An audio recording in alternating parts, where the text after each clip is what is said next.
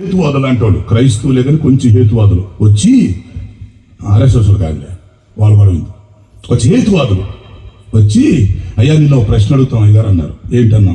Pastor గారు, యేసు ప్రభువుని నమ్ముకున్న వాళ్ళు రేపు రాకుడు వచ్చినాక ఈ మట్టి శరీరం పోయి మహిమ శరీరం వచ్చిందని చెప్తున్నావు కదా, భలే ఉంది. అసలు చెప్తుంటే అదిరిపోతుంది, మాకు కూడా మారాలని పెడుతుంది. భూమి మీద నుంచి పైకి లెగుస్తారని చెప్తున్నావు కదా, అది నిజంగా ఎట్లా జరిగిద్దా అన్నాడు.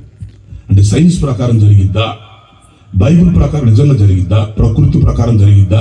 ఒక్కొక్కడు 100 కేజీలు బరువు ఉన్నాడే, 70-80 కేజీలు బరువు ఉన్నాడు, పైకి ఎట్లా ఎగుతాడు? మట్టి శరీరం ఎట్టపోయిద్ది, మహిమ శరీరం ఎట్ట వచ్చింది? అసలు పైకి వెళ్తానికి ఎట్టపోతాడు? అడ్రస్ ఎట్ట తెలిసిద్ది? గాలిలో ఎట్టపోతారు, మేఘాల మీద ఎట్టపోతారని అడిగాడు. భలే ప్రశ్న అడుగుతున్నా, మీరు ఉండాల్సిన లేదా? మీరు అసలు ఉండాల్సిన లేరు నాయన. ఎందుకంటే మీలాంటి వాళ్ళు ఉండాలి. మంచి ప్రశ్న అడిగేవన్న వాళ్ళు ఇంకా సంతోషిస్తారు. అరే మమ్మల్ని విమర్శిస్తాడు అనుకున్నాను, పాస్టర్ గారు విమర్శించట్లేదు, మంచి ప్రశ్న అడిగాడని చెప్పి మమ్మల్ని మెచ్చుకుంటున్నాడని వాళ్ళు ఇంకా సంతోషించారు. రండి కూర్చోండి రాబాయ్ అన్న, మంచి ప్రశ్న అడిగారు మీరు అడగటం మంచిది, తప్పే ఉందిలే. ఇప్పుడు మనం విమర్శించుకుంటే తప్పుగా అడగటం తప్పే ఉందని చెప్పి వాళ్ళకి వచ్చిన ఉదాహరణ చెప్పా. అబ్బాయి మీరు కరెక్ట్గా నన్ను ప్రశ్న అడిగారు కాబట్టి నేను చెప్పే ఆన్సర్ కూడా కరెక్ట్గా నువ్వు ఒప్పుకోవాలి. అంటే నేను సూట్ అయ్యేటట్టు నీకు చెప్తా, నువ్వు ఒప్పుకోవాలి. నువ్వు ఒప్పుకోకపోతే నేను చెప్పను. అయ్యగారు మీరు చెప్పేది కరెక్ట్ కూడా నేను ఒప్పుకుంటానన్నారు. అప్పుడు చెప్పా, మరి నాయన మీకు అర్థం కాదు కానీ ఇది సింపుల్ ఏంరా, సంఘం ఎత్తపడటం పెద్ద గొప్ప ఏం కాదు. ఇప్పుడు మనం మట్టి శరీరాలతో ఉన్నవాళ్ళం మహిమ శరీరాలు ధరించుకోవడం పెద్ద గొప్ప కాదు, మీకు తెలియదు. ఇప్పుడు చెబుతానండి 2 నిమిషాలు మీకు అర్థమైపోయింది ఈ సూత్రం అన్న. వాళ్ళు ఇంకా ఇంట్రెస్ట్గా, పాస్టర్గా నీ ఎవరు చెప్పలేదు, మీరు బలి చెబుతున్నారంటే ఒక్కడు విమర్శిస్తున్నాడు అనుకుంటారు, వాదిస్తున్నావు అనుకుంటారు, నీకు ఎందుకు అంటారు, నువ్వు బలి చెప్తున్నావు అని చెప్పి వాళ్ళు ఇంకా ఇంట్రెస్ట్గా వింటున్నారు చెన్నైలో. అప్పుడు చెప్పా, విషయం ఏంటన్నానా మీరు అర్థం చేసుకోండి, సంఘం ఎట్లా ఎత్తబడిద్దో మీకు చెప్తా. మట్టి శరీరాలు ఎలా మారుతాయో, ఎట్లా మహిమ శరీరాలు వస్తాయో, మనం ఎట్లా పైకి ఎగిరిపోతామో, ఎట్లా మధ్యాకాశానికి వెళ్తామో క్లియర్గా చెప్తా. నేను చెప్పింది నీకు 2 ముక్కలు అర్థమైపోయింది, వినండి అన్న. వాళ్ళు చాలా ఇంట్రెస్ట్గా వెళ్ళారు. అప్పుడు నేను చెప్పాను, అయ్యా గొంగళ పురుగులు ఎప్పుడన్నా చూసారా మీరు అన్న? చూసాం సార్, గొంగళ మన పొలాలు తిరిగింది కదా, చూసాం సార్, గొంగళ పురుగు చూసాం సార్ మేమంతా. ఆ పురుగు అన్నారు. మరి తిరిగినప్పుడు ఆ పురుగు ఒక దశలోకి వచ్చినాక మరి అది సీతాకోక చిలుగ్గా మరి పైకి ఎట్ట ఎగురుతుందానా? కింద మట్టిలో తిరిగేది, పొలాల్లో తిరిగేది. అది చూసినప్పుడు మనకు ఎంత అసహ్యం అనిపించింది కదా. ఆ పురుగును చూసినప్పుడు ఒక టైం వచ్చినప్పుడు అది వెంటనే దాని రూపం మార్చుకొని, దాని నడక మారిపోయి, రంగు మారిపోయి, అది సీతాకోక చిలుకగా అందంగా ఎంతో చక్కగా ఎగురుకుంటూ పోతుంది చెట్ల మీద. మరి ఆ సీతాకోక చిలుక ఎట్ట మారిందో నువ్వు చెప్పి నేను మాట్లాడుతున్నాను. వాస్తవానికి అది చిలక కాదని, అదొక పురుగు. అది సీతాకోక చిలుకు పురుగు, అది మట్టిలో తిరిగేది పురుగు. అది పైరు తినేసింది, అది చూస్తే మనకు ఒళ్ళు జాతునిచ్చింది, అసహ్యేసింది.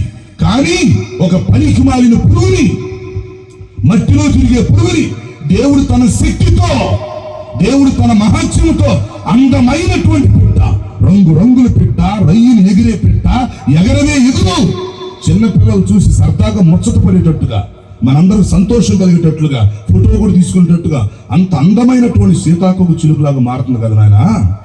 ఓ పురుగు అది ఎట్ట మారింది నాకు చెప్పయ్యా. కింద తిరిగేది పైన తిరుగుతుంది, చెట్ల మీద అంత చక్కగా తిరుగుతుంది.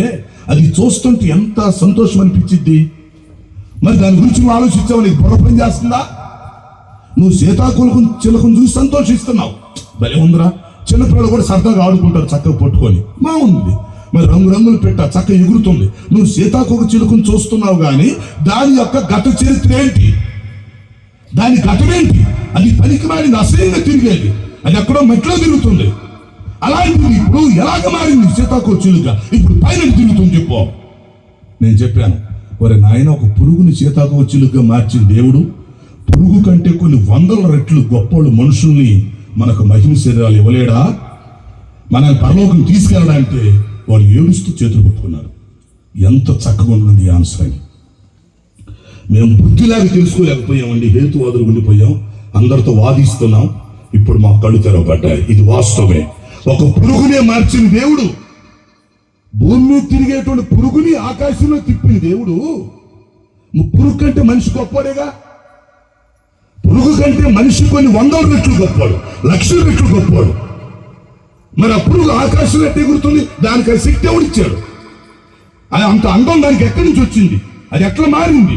అవును, ఒక గొంగల పురుగును సీతాకోక చిలుకగా మార్చి అంత అందమైనటువంటి జీవితం ఇచ్చిన దేవుడు నమ్ముకున్న బిడ్డలకు కూడా ఈ భూలోకములో మనం ఈ లోకంలో కొంతకాలం జీవిస్తే రేపు ఎప్పుడైతే యేసుక్రీస్తు వచ్చి భూ అని బోరవుతాడో వెంటనే నీ మట్టి శరీరం మారిపోయింది. నువ్వు ముసల్దానిగా ఉండవు, లేకపోతే నువ్వు వికలాంగుడిగా ఉండవు, నువ్వు సన్నటోడులా ఉండవు, లేకపోతే ముద్దోడు లావోడు ఉండవు. అందరం కూడా మహిమ శరీరాలతో ఉంటాం. మనం దేవదూతలను పోలి ఉంటాం. గుర్తుపెట్టుకోవాలి, మనం వెళ్ళేటప్పుడు అందరం దేవదూతలాగా ఉంటాం, మహిమ శరీరాలతో ఉంటాము. పరిశుద్ధాత్మ శక్తితో ఈ భూలోకాన్ని వదిలిపెట్టి ఒక్కసారి మధ్యాకాశానికి వెళితే